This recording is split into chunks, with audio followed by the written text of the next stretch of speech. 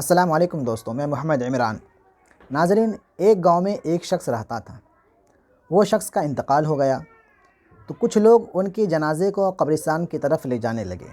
اس مجمع میں سے ایک شخص حاضر ہوا اور چارپائی کا ایک کونا پکڑ کر کھڑا ہو گیا اور بولا، اس میت کے ذمہ میرا 15 لاکھ روپے قرض ہے، پہلے ادا کرو، پھر میں قبرستان کی طرف لے جانے دوں گا۔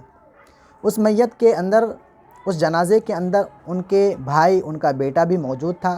تو بیٹے نے بولا کہ اس قرض کے بارے میں مجھے علم نہیں ہے، نہیں میرے والد صاحب کبھی اس کا ذکر کیا میرے پاس۔ تو یہ بات گھر کی عورتوں تک بات پہنچی۔ گھر کے اندر ان کی ایک بیٹی تھی۔ بیٹی کو جب یہ بات پتہ چلی تو انہوں نے اپنے سارے گہنے زیورات جتنے بھی سارے تھے سب لے کر کے اس محفل میں حاضر ہوا اور اس آدمی کو دے دیا اور بولا، اس کو بیچ کر کے اپنا پیسہ لے لیں، اگر اس میں سے کچھ بچتا ہے تو میں تھوڑا تھوڑا کر کے میں آپ کو دے دوں گی بعد میں۔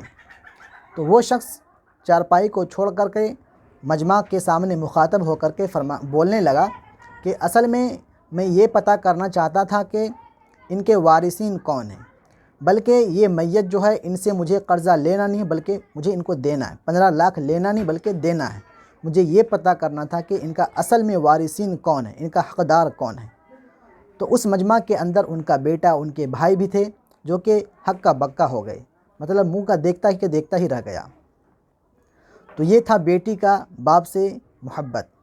اس لیے بیٹیوں کی پیدائش پر خوشی منانا چاہیے، نہ کہ غم۔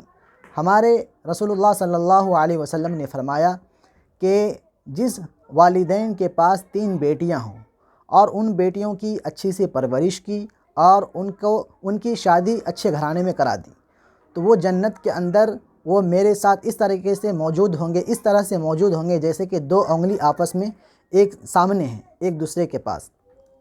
تو اس طریقے سے جنت میں ہمارے ساتھ وہ شخص موجود ہوگا۔ اس لیے بیٹیوں کی پیدائش پر آپ لوگوں کو خوشی منانا چاہیے، نہ کہ غم۔